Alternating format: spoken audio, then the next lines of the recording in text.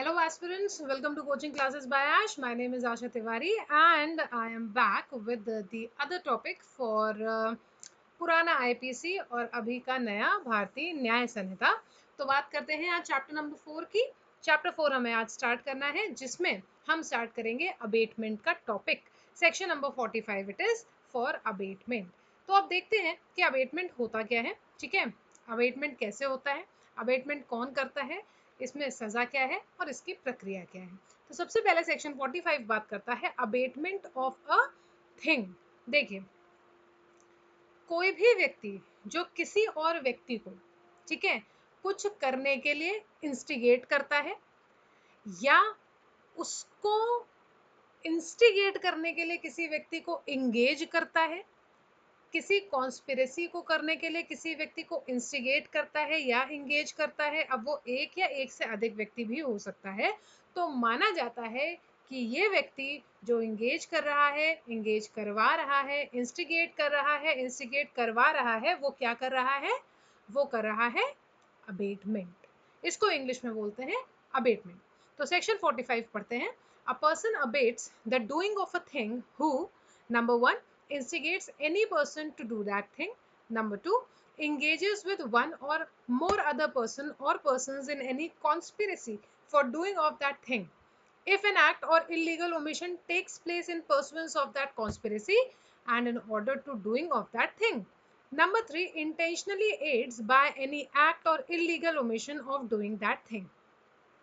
जैसे कि आपने देखा होगा कि अगर आपके स्कूल में लड़ाई होती थी, ठीक है, दो लोग लड़ते थे, तो जो क्लास होती थी वो दो हिस्सों में बढ़ जाती थी, एक ए की तरफ, एक बी की तरफ। और उसके बाद क्या होता था कि मार मार मार, अरे और तेज मार, अरे और तेज मार होता था। ये क्या है, ये इंस्टिगेशन है। ठीक है, अब उसी में से एक शैतानी बच्चा होता था जो एक व्यक्ति सी को भेजता था कि तुम जाओ पीछे से जो है बी को मार के आओ, और हम लोग बोल देंगे कि ए ने मारा, ठीक है, या ए के आदमी ने मारा। ये क्या है, अगेन इंस्टिगेशन है। ठीक है, नॉर्मल टर्म से बता रही हूँ, प्लीज इसको पेपर में मत लिख के आना, ठीक है। अच्छे खासे इलस्ट्रेशन आपकी बैराक में दिए हुए हैं, वही लिखना है, ये समझाने के लिए बस बोल रही हूँ। अच्छा, तो समझ में आ गया अबेटमेंट क्या है। ठीक, अब इसका इलस्ट्रेशन देखिए और अच्छी और सभ्य भाषा में आपको मिल जाएगा। A public officer is authorised by a warrant from a court to apprehend Z, B knowing the fact and also that C is not Z, willfully represents to A that C is Z and thereby intentionally causes A to apprehend C. Here B abates by instigation the apprehension of C. अब देखो A जो है वो एक public officer है और उसको court से वारंट मिला है कि भैया जो है Z को पकड़ना है। ठीक है, तो ए सामने खड़ा होता है, ठीक है, सॉरी बी जो है, बी एक व्यक्ति है वो सामने खड़ा है। ए जाके उससे पूछता है कि क्या तुम्हें पता है कि ये जेड कहाँ है, तो बी को ये पता है कि सी जो व्यक्ति है वो जेड नहीं है, लेकिन वो उसको जेड बताता है कि इसको पकड़ लिया जाए, और वो ऐसे ही करता है। तो यहाँ पे जो व्यक्ति है उसने क्या किया है, अवेटमेंट किया है। ठीक है, तो बी ने अवेटमेंट किया है सी का, और किसका, ठीक है, इंस्टिगेशन एंड एप्रीहेंशन ऑफ सी, जानते हुए कि भैया ये जेड नहीं है, उसने उसको पकड़वाया। अच्छा, अब आते हैं, ये तो 45 समझ गए अबेटमेंट ऑफ अ थिंग। अब 46 डिफाइन करता है कि अबेटर कौन है। ठीक है, तो वो व्यक्ति जो अबेटमेंट करता है उसको अबेटर बोलते हैं, एज सिंपल एज दैट। तो क्या लिखा है, a person abets an offence who abates either the commission of an offense or the commission of an act which would be an offense if committed by a person capable by law of committing an offense with the same intention or knowledge as that of the abetter is known as the abetter. ठीक है, हाँ okay. हाँ, अच्छा देखिए, एक चीज और आपको मैं यहाँ पे बता दूं कि अबेटर जो व्यक्ति है ना, जब आप किसी चीज का अबेटमेंट करते हैं दोस्तों, तो आप ये सोच के करते हैं, लॉ ये मान के चलता है कि आपको ये चीज पता है कि आप अबेटमेंट कर रहे हैं। पहली चीज, हमेशा हमने पढ़ा है कि आपका इंटेंशन होना चाहिए, कि गिल्टी इंटेंशन होना चाहिए। ठीक है, कि हाँ भाई, या नॉलेज होनी चाहिए कि हम जो कर रहे हैं उससे कुछ ना कुछ इलीगल या ओमिशन होगा जो कि नहीं होना चाहिए, तब वो अबेटमेंट कहलाएगा, और जो व्यक्ति ऐसा कर रहा है उसको अबेटर कहेंगे। ठीक है, देखिए मैं इलस्ट्रेशन एक एक नहीं पढ़ रही हूँ, मैं आप लोगों के ऊपर छोड़ रही हूँ, तो अगर आप लोग पढ़ रहे हैं तो इलस्ट्रेशन भी पढ़िएगा, क्योंकि इलस्ट्रेशन अपने आप में सेल्फ एक्सप्लेनेटरी है। लेकिन इन केस अगर कोई कंफ्यूजन होता है तो मैंने हमेशा कहा है, please feel free to reach out to me in the comment section, I will be more than happy helping you people out. Also I am also available on Telegram, जिसमें मेरा ये कोचिंग क्लासेस बाय ऐश का group है, तो आप लोग मुझे बता सकते हैं, मैं आपको उस पर भी ऐड कर लूंगी। 47 बात करता है abetment in India of offences outside India. तो ये कहता है कि जैसे मान लीजिए ए जो है वो व्यक्ति इंडिया में है, ठीक है, वो इंस्टिगेट कर रहा है एक व्यक्ति बी को जो कि किसी एक कंट्री में फॉरेनर है, ठीक है, क्या कि तुम जाके वहां पे मर्डर कमिट कर दो। तो यहाँ पे ये जो व्यक्ति ए है जो इंस्टिगेट कर रहा है बी को जो फॉरेन में है, वो ए जो है ये यहाँ पे गिल्टी होगा किस चीज का, जो भी क्राइम बी फॉरेनर करेगा, यानी कि अगर बी जो है वो फॉरेन कंट्री में मर्डर कर रहा है तो ए व्यक्ति जो है वो गिल्टी होगा मर्डर का, अबेटमेंट ऑफ मर्डर का, ठीक है। ये है 47। अच्छा 48 क्या कहता है कि abetment outside India for offence in India. देखो 47 कह रहा था क्या, 47 कह रहा था abetment in India of offences outside India, Bharat में अबेटमेंट हुआ है लेकिन ऑफेंस जो है वो भारत के बाहर हुआ है। 48 कह रहा है कि ए जो है, ठीक है, वो किसी और कंट्री में है और उसने यहाँ भारत में रह रहे बी को इंस्टिगेट किया कि तुम मर्डर कर दो, ठीक है। तो अब भी जो व्यक्ति ए है जो बाहर कंट्री में और यहाँ पे वो कह रहा है, तब भी वो वहां पे अबेटमेंट के लिए जाएगा, ठीक है। यानी कि वो व्यक्ति जो भारत में नहीं है, यानी कि भारत से बाहर है, लेकिन भारत में रह रहे किसी व्यक्ति को अबेट कर रहा है, इंस्टिगेट कर रहा है, अबेटमेंट कर रहा है किसी क्राइम को कमिट करने के लिए, वो उसी क्राइम के अबेटमेंट के लिए सजा पाएगा, जनरल रूल है। अच्छा, अब क्योंकि ये मैंने आपको देखिए बताया उसी क्राइम के लिए सजा पाएगा, जनरल रूल है, तो अब आपके दिमाग में एक क्वेश्चन आया होगा कि मैम जहाँ पे समझ नहीं आ रहा है या यहाँ पे कोई एक्सप्रेस प्रोविजन नहीं है किसी पनिशमेंट की, तो फिर क्या होगा। उसके लिए सेक्शन 49 हमारी मदद करता है।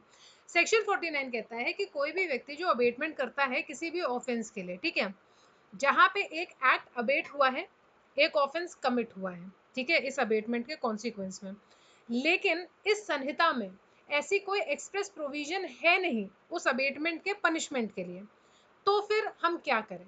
तो बहुत सिंपल रूल है दोस्तों कि ऐसे में that person will be punished with the punishment provided for the offence. जहां पे अलग से उस चीज के अबेटमेंट के लिए कोई सजा नहीं है, वहां पे जो पनिशमेंट उस ऑफेंस के लिए है जो कमिट किया गया, जैसे अबेटमेंट ऑफ मर्डर की अगर मान लो सजा नहीं होती है इस संहिता में, तो जो मर्डर का जो पनिशमेंट है, ठीक है, वही पनिशमेंट सेम आपको इसमें मिल जाएगा, ये कह रहा है आपका सेक्शन नंबर 49, ठीक है।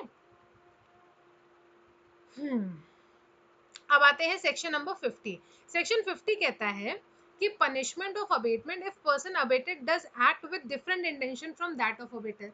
देखिए यहाँ पे ये कहा जा रहा है कि मान लीजिए कि एक व्यक्ति ने अबेटमेंट किया, एक व्यक्ति ने इंस्टिगेट किया, ठीक है, और जो दूसरा व्यक्ति है जिसको इंस्टिगेट किया गया उसको नॉलेज नहीं थी या उसको ये पता नहीं था कि उसको एक प्रकार से इंस्टिगेट किया गया और उसने दूसरी नॉलेज से उस क्राइम को कमिट कर दिया, तो फिर क्या माना जाएगा। तो इसमें लिखा हुआ है कि ऐसे में that person will be punished with the punishment provided for the offence which would have been committed if the act had been done with the intention or knowledge of the abettor and with no other। तो ये कहता है कि अगर कोई व्यक्ति आपको instigate कर रहा है तो आपको ये पता तो होगा, भाई मान लो कि एक व्यक्ति है ए, ठीक है, वो एक्स जो है उसके घर में एक सर्वेंट है, ठीक है, एक्स एक सर्वेंट है, एक व्यक्ति ए है वो एक्स को इंस्टिगेट कर रहा है कि ये जो तुम जो है इनको जो खाना देते हो अपने मालिक को उसमें जो है जहर मिला दो, ठीक है। तो अब एक्स ये नहीं कह सकता कि मुझे तो पता ही नहीं था कि जहर मिलाने के बाद आदमी मर जाता है, नहीं, ठीक है।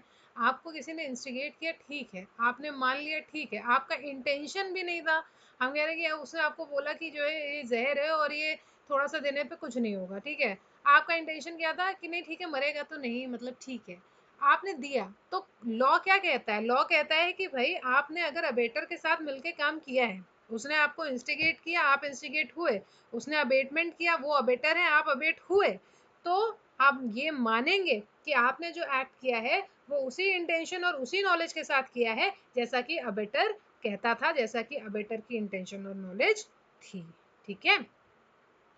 ये है आपका सेक्शन नंबर 50। अब 51 और हमारी जो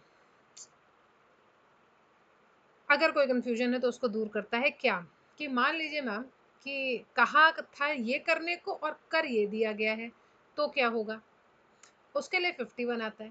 51 कहता है कि जहां पे एक एक्ट अबेट किया गया है लेकिन एक डिफरेंट एक्ट कर दिया गया है, ठीक है, तो जो अबेटर है is liable for the act done in the same manner and to the same extent as if he had directly abetted it, provided that the act done was a probable consequence of the abatement and was committed under the influence of instigation or with an aid or in pursuance of conspiracy which constituted the abatement। देखिए section 51 क्या कहता है।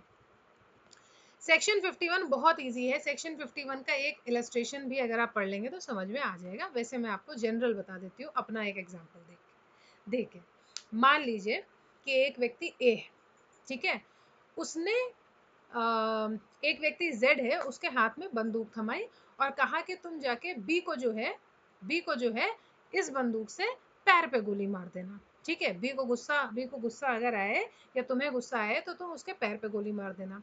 अब क्या हुआ, उस व्यक्ति को गुस्सा आया, उसने पैर पे गोली ना मार के उसके सिर पे गोली मार दी।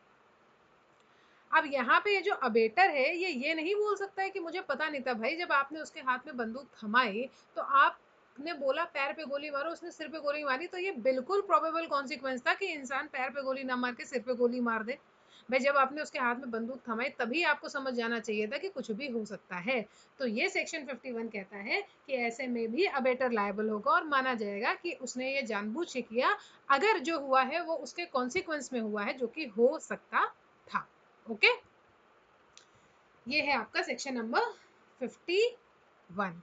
मुझे लगता है आज हम लोग इतने पे ही रोक देते हैं, क्योंकि जैसा कि मैंने बोला 15-20 मिनट की क्लास होती है, उससे ज़्यादा की हो जाती है तो फिर आप लोग का भी ध्यान भटक जाता है और एक बार में बहुत सारे सेक्शंस फिर याद भी नहीं रहते, राइट। तो आज हमने पढ़ा अबेटमेंट ऑफ अ थिंग, फिर हमने पढ़ा अबेटर कौन होता है, फिर हमने पढ़ा कि अगर भारत में है और बाहर अबेटमेंट हो रहा है तो क्या होता है, अगर बाहर है और भारत में अबेटमेंट हो रहा है तो क्या होता है, अगर अबेटर का क्राइम जो है वो नहीं लिस्टेड है संहिता में तो क्या होगा, और अगर अबेटमेंट एक चीज का बोला गया है वो दूसरी चीज जाती है तो क्या होगा। ये आज हम लोगों ने कंप्लीट किया है। अगर आपको समझ में आया है तो इसको लाइक करें, सब्सक्राइब नहीं किया है तो सब्सक्राइब करें और बाकी वीडियोस भी आप देख सकते हैं प्लेलिस्ट पे। पूरी इंटायर आपके लॉ की जितने सब्जेक्ट्स कवर कर सकते थे उतने सब्जेक्ट्स कवर्ड हैं, तो इन केस अगर आपने प्लेलिस्ट नहीं देखी है तो वो भी देख सकते हैं। इन केस कोई क्वेश्चन हो, कोई कंफ्यूजन हो, कोई क्वेरी हो तो feel free to reach out to me in the comment section. That's all for today. I'll see you people tomorrow again at the same time. Till then, take care, bye bye, and good night, everybody.